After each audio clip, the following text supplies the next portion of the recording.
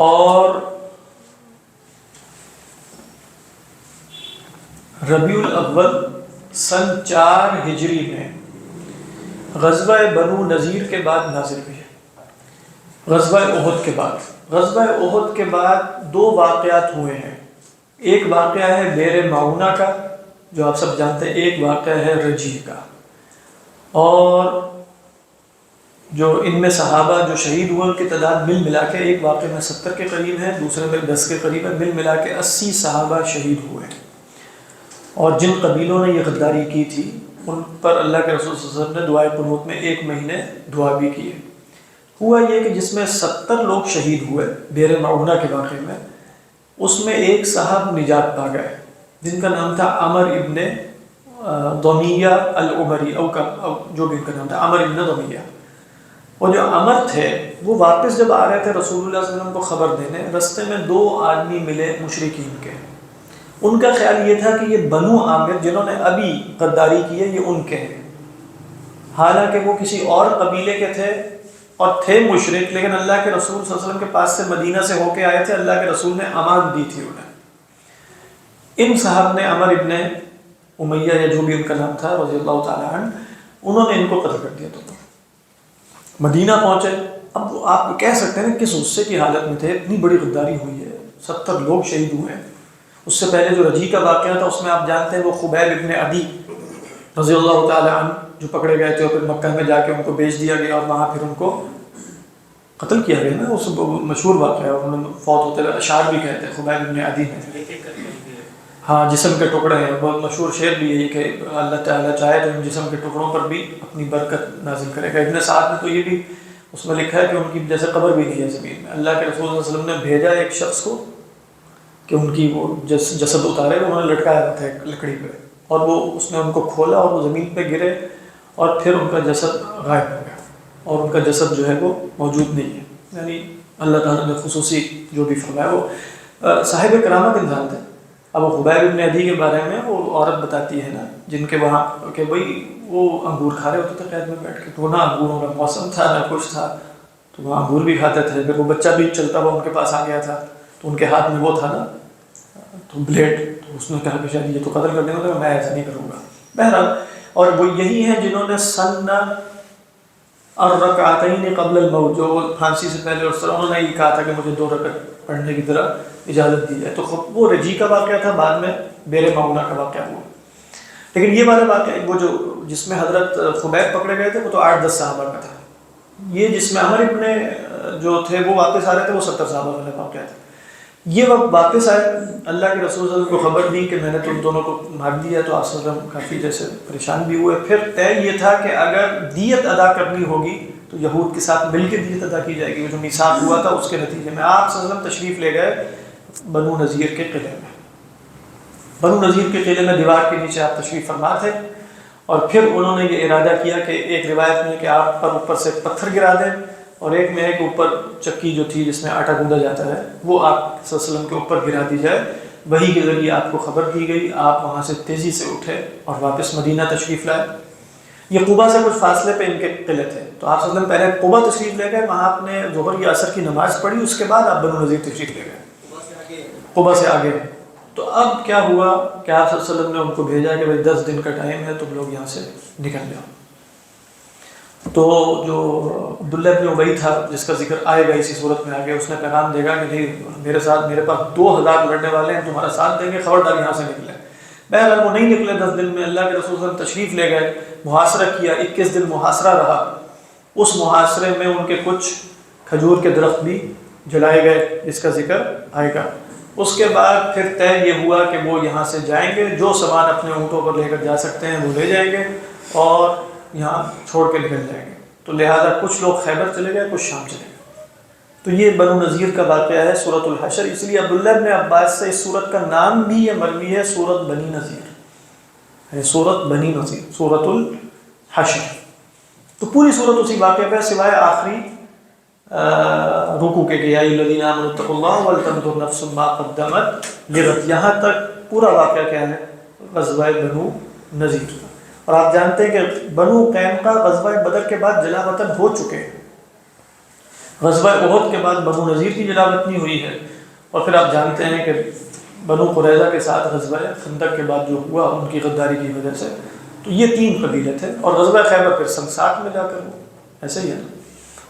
تو لیکن وہاں سے انہیں نکالا نہیں گیا تھا، وہ سیدنا عمر کے زمانے میں ان کو پھر وہاں سے جلا وطن کیا گیا، بلکہ ان سے ہو گیا تھا کہ تم زمین پر اپنی کام کرو اور آدھی پیداوار ادھر دیا کرو، جس سے مظاہرت کے اس بات پر علماء نے دلیل لی ہے۔ اللہ اعلم۔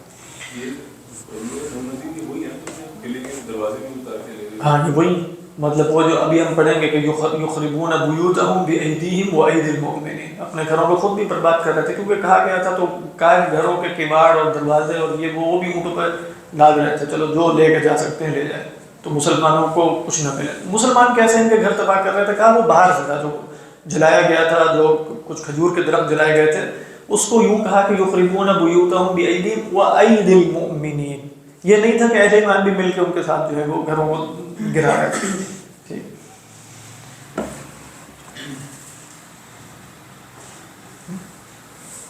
بسم اللہ الرحمن الرحیم، سبح للہ ما فی السماوات وما فی الارض وهو العزیز الحکیم۔ یہ مسبحات میں سے میں نے عرض کیا تھا 7 صورتیں جو ہیں وہ مسبحات میں سے ہیں۔ پہلی صورت ہم نے سورۃ الحدید پڑھی، پھر اس کے بعد مجادلہ مسبحات میں سے نہیں ہے، اب اس کے بعد سورہ ممتحنہ اس میں سے نہیں ہے، اس کیا نام ہے مسبحات میں، اس کے بعد 5 صورتیں لگاتار مسبحات میں سے آئیں گی، ایسا ہی ہے نا۔ پھر آپ پڑھیں گے سورہ جمعہ، سورہ منافقون بہرحال نہیں ہے، وہ لگاتار نہیں ہے، سورہ صف، سورہ جمعہ، اس کے بعد سورہ تغابن، اور بس مکمل ہو گئے سورہ تغابن، ہاں، اور سورہ حدید، سورۃ الحشر، اور اس کے بعد کیا ہے سورۃ طلاق اور تحریم، تو مسبحات میں سے 6 بنی ہے 7 بنی ہے، نہیں وہ مسبحات میں شمار نہیں ہوتی، سبح اسم ربک الاعلی نہیں۔ کتنی صورتیں مسبحات میں؟ سورہ حدید پہلی سورت، اس کے بعد سورہ حشر، یہی ہے نا، بیچ میں اور تو کوئی نہیں ہے، اس کے بعد سورہ ممتحنہ نہیں، پھر سورہ صف تیسری 3 ہو گئی، پھر سورہ جمعہ 4 ہو گئی، منافقون نہیں ہے، سورہ تغابن 5 ہو گئی، تو 5 ہیں مسبحات کے 7 ہیں، مجھے 7 کیوں یاد آیا؟ 5 ہی پھر اس کے بعد تو نہیں ہے، اس کے بعد تو سورہ طلاق ہے، سورہ تحریم ہے، سورۃ الملک، تو 5 صورتیں مسبحات میں سے۔ اللہ اعلم۔ هو الذی اخرج الذین کفروا من اہل الکتاب، وہی ہے جس نے نکالا ان لوگوں کو جنہوں نے کفر کیا اہل کتاب میں سے۔